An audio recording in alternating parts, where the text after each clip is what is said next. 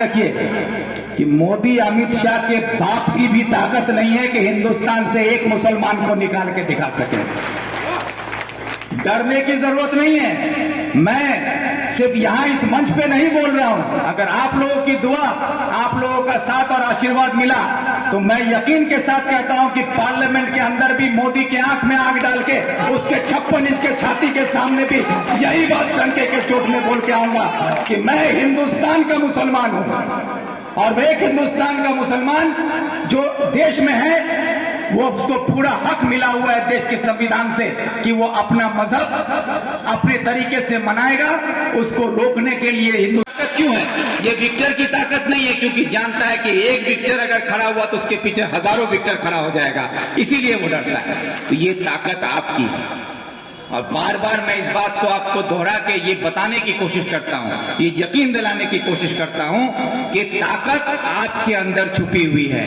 आपके अंदर वो हौसला होना है जिससे प्रशासन भी घबराता है, सरकार भी घबराती है। उस ताकत को पहचानिए और उस ताकत का इस्तेमाल आपको करना होगा आने वाली 26 तारीख को अपना वोट देकर। और अगर इस ताकत का आप सही इस्तेमाल कर दिए तो यकीन मानिए आज जो मगरबी बंगाल का जो हालत है कि जिस तरह से आज संदेश खाली में हमारी मां बहनों के साथ जिस तरह से बेहुरमती की गई, आज हमारी मां बहनों पर जुल्म किया गया, उनकी इज्जत आबरू के साथ जो बदसलूकी की गई, उनकी इज्जत लूटी गई और उनका सुनने वाला भी सरकार नहीं था, उनके सुनने वाला पुलिस नहीं था, कोई उनकी बात नहीं सुनता था। उस माहौल को जो बंगाल में कायम किया गया है उसमें को कायम करने वाली कोई और नहीं है, ममता बनर्जी है और उसका तृणमूल का गुंडा बदमाश और बंगाल की ये पुलिस है। इसके खिलाफ हमारी लड़ाई है। आज हमारी माँ बहन यहाँ मौजूद है। नारी शक्ति की तरफ से मेरा स्वागत किया जाता है। मैं नारी शक्ति की तरफ से आई हुई तमाम माँ बहनों का इस्तकबाल करते हुए, उनका शुक्रिया अदा करते हुए कहना चाहूंगा कि जो नारी शक्ति का जो नारा है ना, ये नारी शक्ति बहुत बड़ी ताकत है।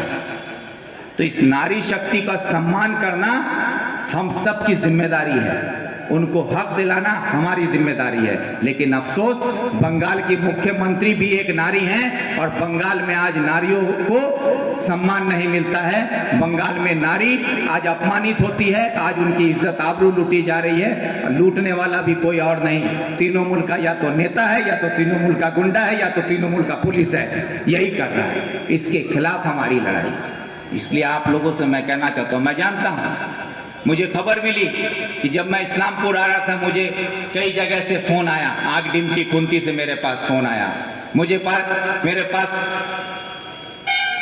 क्या नाम है उसका, रामगंज से मेरे पास फोन आने लगा। कुछ लोग फोन किए, कुछ गैसल से फोन आया कि हम लोग को आपके मीटिंग में जाने से रोक दिया जा रहा है, कि वहां विक्टर का मीटिंग में नहीं जाना होगा। विक्टर के मीटिंग में जाने नहीं दिया जा रहा है, लोगों को डराया गया है। ये बोला गया है कि अगर तुम लोग मीटिंग में जाते हो तो फिर तुम लोगों का लक्ष्मी भंडार बंद करवा देंगे, तुम लोगों का इंदिरा आवास नहीं देंगे, तुम लोगों को पंचायत से कुछ नहीं मिलेगा, तुम्हारा रास्ता बंद कर दिया जाएगा। ये सब धमकी देकर लोगों को डराया जा रहा है। कहा जाता है कि विक्टर का यहाँ पर कुछ नहीं है, यहाँ पर सरकार ममता का है, पंचायत ममता का है, म्युनिसिपलिटी ममता का है, जिला परिषद ममता का है, विक्टर का कुछ नहीं है। अरे विक्टर का कुछ नहीं है ये तो हम भी जानते हैं। विक्टर के पास ना पंचायत है, ना समिति है, ना जिला है, ना सरकार है, कुछ नहीं है। विक्टर के पास अगर कुछ है तो वो आवाम है और आवाम पूरी सरकार को हिलाने की ताकत रखता है। वो हम लोग करके दिखाएंगे। आज जो लोग ये सोचते हैं कि तृणमूल का ब्लॉक प्रेसिडेंट होकर इस्लामपुर में आवाम को डराकर, अगर जाकिर ये सोचता है कि वो आपको डराकर धमकाकर आग डिमटी खुंती और इस्लामपुर के लोगों को रोक लेगा, तो मैं खुले लफ्जों में यहां से चैलेंज करता हूं कि मैं आग डिमटी खुंती में जाकिर हुसैन के घर में जाकर बोलूंगा कि मुझे वोट चाहिए, तुमसे भी वोट मांगने में आऊंगा, तुम मुझे रोक सकते हो तो रोक कर दिखाओ। मैं जाऊंगा उसके घर पे वोट मांगने के लिए, क्योंकि ये मेरा जमहूरियत का हक है। जमहूरी हक है, हर उम्मीदवार हर किसी से वोट मांग सकता है और हर आदमी अपना वोट अपनी मर्जी से हर किसी को, चाहे किसी को देना वो दे सकता है। इसको रोकने का कोई इख्तियार नहीं है।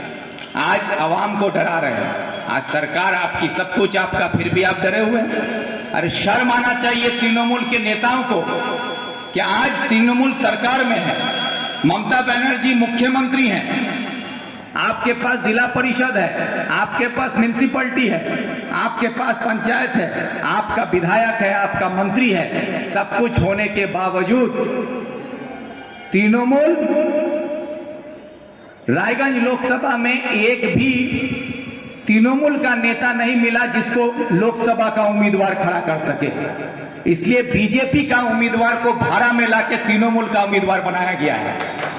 आज ये लोग कन्हैया लाल अग्रवाल जी हों, चाहे गुलाम रब्बानी साहब हो, चाहे करीम चौधरी साहब हो, या और भी जो लोग इस इलाके में तृणमूल के नेता कहलाते हैं, उन सबको शर्म आनी चाहिए अपने आप को नेता मानते हुए, नेता कहते हुए, क्योंकि आपकी पार्टी, आपकी नेत्री ने आपको नेता माना ही नहीं कि आप लोकसभा में खड़े हो सकते हैं। आपको इस लायक समझा ही नहीं आपकी पार्टी ने, इसलिए बीजेपी के लोगों को लाकर आपको टीएमसी में खड़ा करना पड़ रहा है। तो ये सोचने की बात है कि आपके पास अपना नेता नहीं। और आज कन्हैया लाल अग्रवाल जी कहते हैं, चौधरी साहब कहते हैं,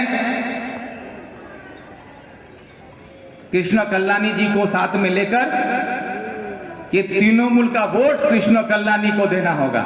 यही कन्हैया लाल अग्रवाल जी जाके रायगंज में जब विधानसभा लड़े थे तो कृष्ण कल्याणी के खिलाफ चुनाव हार के आए थे, और उसके बाद बीजेपी के खिलाफ बयानबाजी देते रहे, और आज उसी कृष्ण कल्याणी को लेके इस्लामपुर में आके बोलते हैं कि नहीं आके वोट का दुआ होगा। ये चल रहा है कि नहीं खेल? तो इस बात को समझिएगा कि तृणमूल के पास अपना उम्मीदवार नहीं है, वो बीजेपी का उम्मीदवार को लाके तृणमूल में खड़ा किया, और बीजेपी के पास भी अपना उम्मीदवार नहीं है।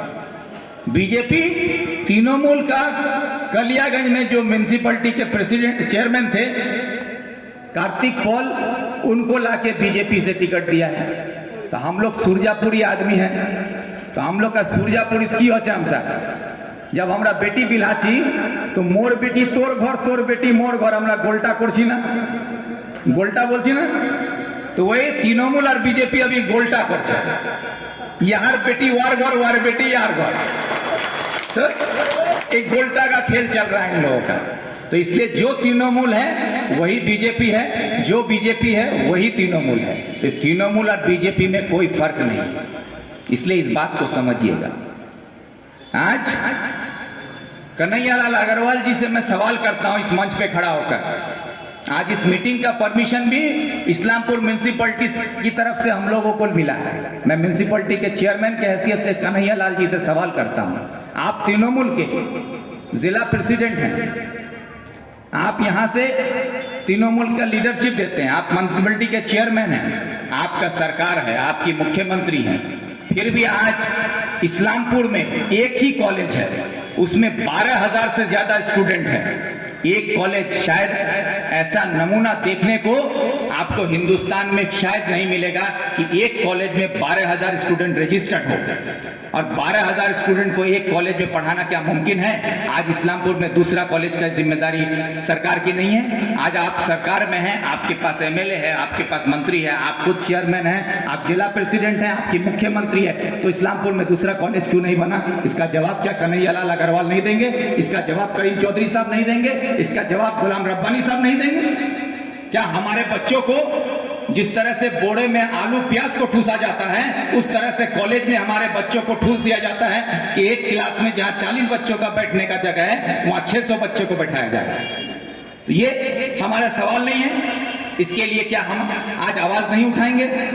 आज मैं सवाल करता हूं कन्हैया लाल अग्रवाल से, बतौर म्युनिसिपैलिटी चेयरमैन, आपने इस्लामपुर में क्लबों को तोड़ने का काम किया। यहाँ पर जो नौजवान पीडब्ल्यूडी पर अपना छोटा सा क्लब बनाकर काम करते थे, समाज सेवा करते थे, लोगों की खिदमत करने का काम करते थे, नौजवान इकट्ठा होकर खेल कूद से जुड़े हुए थे, आज उन नौजवानों को आपने सड़क पर लाकर खड़ा कर दिया, उनका क्लब को तोड़ दिया गया। क्या कहकर कि रास्ता को चौड़ा किया जाएगा, पीडब्ल्यूडी को खाली किया जाएगा। तो आपने इस्लामपुर में सिर्फ उसी क्लब को निशाना किया जो क्लब आपके साथ नहीं था, उन क्लब को आपने तोड़ दिया, रास्ता चौड़ा भी नहीं हुआ। आज बाजार में आपने जाकर दुकानें तोड़ दी, आज वहां पर रास्ता चौड़ा करने का रास्ता चौड़ा नहीं हुआ। आप चले जाइए बाजार में, जो इस्लामपुर का मछली बाजार है उसकी हालत देखिए क्या है। आज इस्लामपुर के अंदर जो बाजार में घुसने के लिए आपके पास जगह नहीं है, उसके लिए कोई इंतजाम नहीं है। ये सारी जिम्मेदारी कन्हैयालाल अग्रवाल जी की थी, लेकिन उस पर काम नहीं हो रहा है। और ये काम किस पर होता है कि जो तृणमूल नहीं करेगा, जो तृणमूल के खिलाफ बोलेगा उसका कलब तोड़ दो, जो तृणमूल के खिलाफ बोलेगा उसको पुलिस को बुला के अरेस्ट करवा दो, उसको गांजा का केस दे दिया जाएगा, अफीम का केस दे दिया जाएगा। इसकी धमकी दी जाती है। गांजा और अफीम की धमकी दे देकर जाकिर साहब पूरे इलाके को डराते रहते हैं क्या अगर मोर बात नहीं सुनबो तो गांजार के सब ढुकाए थे। ये लोग पुलिस को अपना दामाद बना के रखे हुए हैं।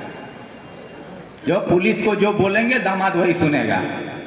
तो ये बात हम कहना चाहते हैं कि इस माहौल को बदलने की लड़ाई है इस्लामपुर में। इस्लामपुर में इन सब चीजों को बदलने के लिए आपको हिम्मत के साथ आगे आना होगा। आप अकेले नहीं हैं, आपके साथ वाम कांग्रेस जोट है, पूरी ताकत के साथ हम लोग हैं। विक्टर आपके साथ है और हम सब आपके साथ खड़े हो जाए, कदम से कदम मिला के, कंधे से कंधा मिलाकर। तो यकीन मानिए, चाहे वो जाकिर हो चाहे कोई हो, कितना बड़ा भी गुंडा हो, उसको पैंट उतारवा के हम भगवा देंगे इस्लामपुर से। ये हालत कर देंगे। इसलिए आप लोगों को डरने की जरूरत नहीं। आज जो चाय बागान की जमीनों को कब्जा करके हराम की कमाई खाकर आज इस्लामपुर में अपने दादागिरी कर रहा है, जो गरीबों की जमीन को हड़प के रखा है, क्या ये हक इंसाफ करने की जिम्मेदारी तृणमूल की नहीं है? जो आज सैकड़ों एकड़ जमीन गरीबों का हड़प कर चाय बागान के नाम पर चंद गुंडों के हवाले देकर आज पैसे की लूट मचाई हुई है, गरीबों को रास्ते पर लाके खड़ा कर दिया है। इसका इंसाफ करने के लिए क्या कन्हैयालाल अग्रवाल जिम्मेदार नहीं है? लेकिन कन्हैयालाल जी उसके लिए नहीं बोलेंगे, ममता बनर्जी उसके लिए नहीं बोलेगी, उसके लिए करीम चौधरी साहब नहीं बोलेंगे। जब करीम चौधरी साहब तृणमूल में नहीं थे तो देखे थे हम लोग पट्टी बांध के घूमते थे। हम छोटे थे उस वक्त, हम छोटे थे। मैंने देखा है कि करीम चौधरी साहब सर पे पट्टी बांध के घूमते थे, बोलते थे जब तक चाय बागान का कि मजदूरों को उसका हक नहीं मिलेगा, जमींदारों को जमीन नहीं मिलेगा, हम तब तक पट्टी नहीं खोलेंगे।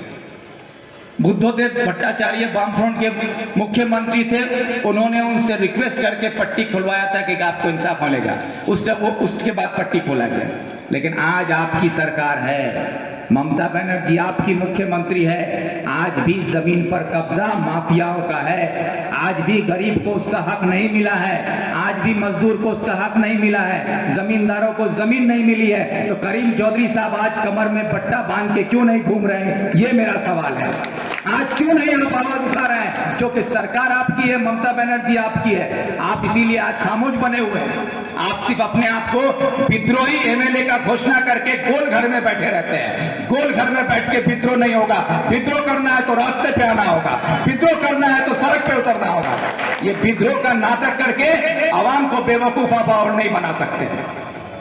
ये विद्रोह का नाटक चलाकर आपने जो नाटक किया है, उस नाटक को इस्लामपुर वासियों ने देखा है कि जब आपको ममता बनर्जी ने बेइज्जत करके एडमिनिस्ट्रेशन मीटिंग से रायगंज में निकाल दिया था, उसके बाद आपने अपना आंसू बहा बहा कर इस्लामपुर वासियों से ये कहा था कि मेरी बेइज्जती हुई है, मुझे बेइज्जत किया गया है, दीदी को हम इतना प्यार करते हैं और दीदी ने मेरे साथ ये सलूक किया। मीडिया में रोते रोते आपने कहा है, इसका गवाह आज हम सब हैं।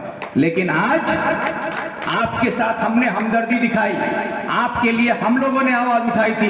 हम लोगों ने कहा था कि करीम चौधरी साहब हमारे इलाके के सबसे सीनियर मोस्ट लीडर हैं, मुख्तलिफ पार्टी में हो सकते हैं, उनका सियासी पार्टी परचम अलग हो सकता है, लेकिन वो इस इलाके के रहनुमा हैं और हम सब उनकी इज्जत करते हैं। उनकी बेइज्जती मतलब इस्लामपुर की बेइज्जती है, हमने ये भी कहा था। लेकिन आज आपकी बेइज्जती के लिए हम लोगों ने आवाज उठाई, हम लोग आपके साथ खड़े होकर आपका होकर बोलना शुरू किया। लेकिन आज आपने क्या किया? जो आपको बेइज्जत करके रुसवा करके आपको जिसने निकाला था, जिसने आपको आप ही की पार्टी में एक किनारा कर दिया था, जब आप रोते थे कि कन्हैया मेरा हाथ पकड़ के आया था पॉलिटिक्स में, कन्हैया को हम पैदा किए हैं, आज कन्हैया हमको पार्टी से निकाल रहा है। आज ये लोग हमारे खिलाफ हो गया है, आज हमको पार्टी नहीं पूछता है, आज हमको दीदी नहीं पूछती है, ये नारा आप देते थे। और आज जब सारे इस्लामपुर के लोग आपसे हमदर्दी जता रहे थे, तो आज आप उन सब हमदर्दों का साथ छोड़ के फिर ममता के गोद में जाके बैठ गए, कन्हैया के गले से लिपट कर आज आप कहते हैं कि बीजेपी को वोट दो। नहीं देगा इस्लामपुर वाला बीजेपी को वोट, नहीं देगा बीजेपी को वोट, ये बता देना होगा। कि करीम चौधरी साहब, हम आपकी इज्जत करते हैं, आप बड़े हैं, बुजुर्ग हैं, इसलिए, लेकिन सियासत में आपने जो नाटक किया है और हमको आपने हमदर्दी का जाम पिलाकर आप चाहते हैं कि हमसे आप बीजेपी की तरफदारी करवाएं और कृष्ण कन्हैया को वोट देकर हम कल ममता बनर्जी के नाम पर वोट मांगिए और जाकर वो मोदी के गोदी में बैठ जाए। ये गलती अब इस्लामपुर वाला नहीं करेगा, ये भी देखना होगा। इसलिए आप लोगों से मैं ज्यादा वक्त ना लेते हुए, क्योंकि इफ्तार का वक्त है, दूर दराज से लोग आए हैं, मैं चंद बातें और कह के अपनी बात खत्म करना चाहता हूं। बंगला बोलने बोलता है, मैं फिर बंगला बोलना होगा। मुसलमान, मंदिर, मस्जिद, हिंदुस्तान, पाकिस्तान, এই ছটা শব্দকে নিয়ে ভারতবর্ষের মধ্যে একটা বিভাজন তৈরি করে দেওয়া হয়েছে মানুষ থেকে মানুষের মধ্যে। এই বিভাজনের বিরুদ্ধে আমাদের जो बाजार बनाया गया है पूरे हिंदुस्तान में, ওই নফরতের বাজারটাকে ভালোবাসার দোকান দিয়ে আমাদেরকে খুলতে হবে, সেই কাজটা আমাদেরকে করতে হবে। সেই পরিবেশ আমরা দেখেছি যে কিভাবে ভারতে 169টা মানুষকে ওই বিভাজনের রাজনীতির খেলা আরম্ভ করলেন। মোদি হিন্দু মুসলমানের কথা বলে, মমতা ব্যানার্জি মুসলমান হিন্দুর কথা বলেন। কথার মধ্যে কোনো তফাৎ নেই, শুধু ওলট পলট আছে। ওই মোদি আগে হিন্দু মুসলমান বলে আর মমতা মুসলমান হিন্দুটা বলে, এটাই হচ্ছে তফাৎ। কিন্তু দুইজনের কাজ একই।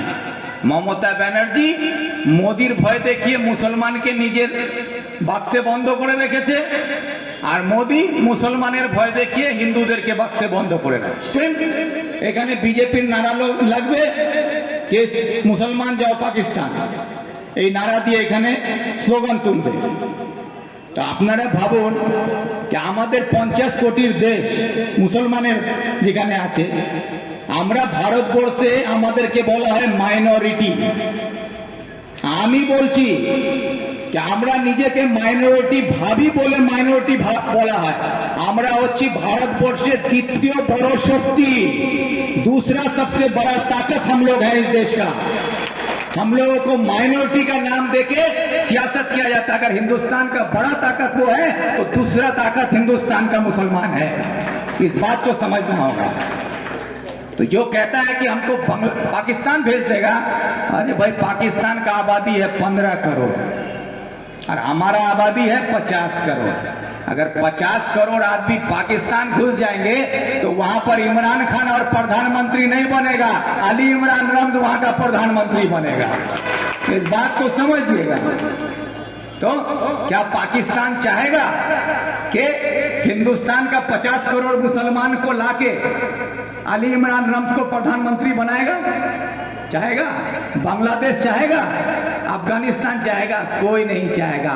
और मोदी जो बोलता है कि हम निकाल देंगे, अमित शाह बोलता है, तो ये याद रखिए कि मोदी अमित शाह के बाप की भी ताकत नहीं है कि हिंदुस्तान से एक मुसलमान को निकाल के दिखा सके। डरने की जरूरत नहीं है। मैं सिर्फ यहाँ इस मंच पे नहीं बोल रहा हूं, अगर आप लोगों की दुआ, आप लोगों का साथ और आशीर्वाद मिला, तो मैं यकीन के साथ कहता हूं कि पार्लियामेंट के अंदर भी मोदी के आंख में आंख डाल के उसके 56 इंच के छाती के सामने भी यही बात डंके के चोट में बोल के आऊंगा कि मैं हिंदुस्तान का मुसलमान हूं। और एक हिंदुस्तान का मुसलमान जो देश में है, वो उसको पूरा हक मिला हुआ है देश के संविधान से कि वो अपना मजहब अपने तरीके से मनाएगा। उसको रोकने के लिए हिंदुस्तान की कोई कानून नहीं है, आपका कोई इख्तियार नहीं है।